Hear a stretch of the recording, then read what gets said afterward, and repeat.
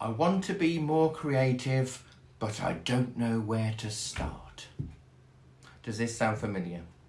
Many people get the urge to do something arty, and as soon as they grab their brush or pencil, nothing happens. It's really hard to channel creativity, a thought or idea, into a piece of art, and many hit this stumbling block straight away and then give up. There are a few pointers that will hopefully help give you ideas to harness your creativity when the urge strikes. These will help you keep creative, give you ideas and inspiration, and help plug the gap in between bigger paintings and drawings. Firstly, keep a sketchbook handy. Sketchbooks can come as small as a postcard in size or smaller. So it's a great way for on-the-spot urges of creativity, as it easily fits in a handbag or pocket and just have a pencil to the side. Why not have a designated art area? I'm not using the word studio, as most people can't have a designated room for their art, but by having a table or a bench in a conservatory or a shed, anything where you can keep your art materials to hand is vital. If you have to clear a space to get your art materials ready, then sort things out before you start, the creative urge will pass and you'll have less time to do anything. So by having an area with everything already set up, it will make it so much easier for you to just sit down to paint or draw.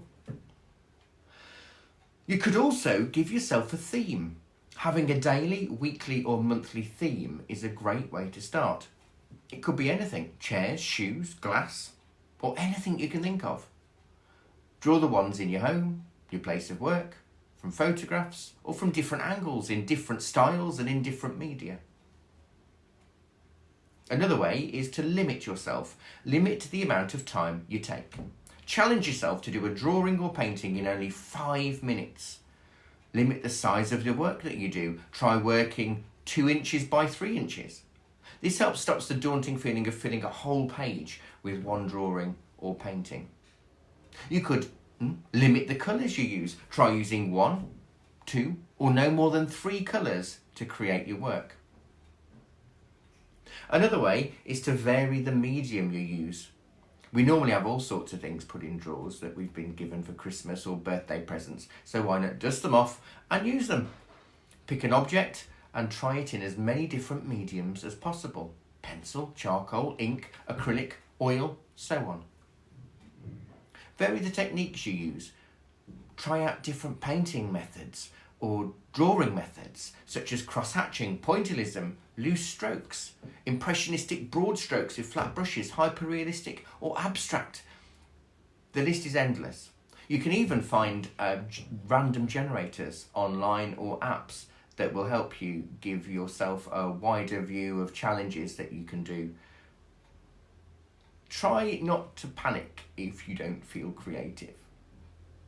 Creativity doesn't just appear on a Thursday morning at 10 o'clock every week. Don't put yourself under that much pressure. It's easily done though, isn't it? If you don't feel creative, don't force it. It's okay to have a break. You don't have to paint every day, but by painting every day, you build up more techniques and more resilience to combat anti-creative feelings. So give some of those methods a try and let me know how you get on.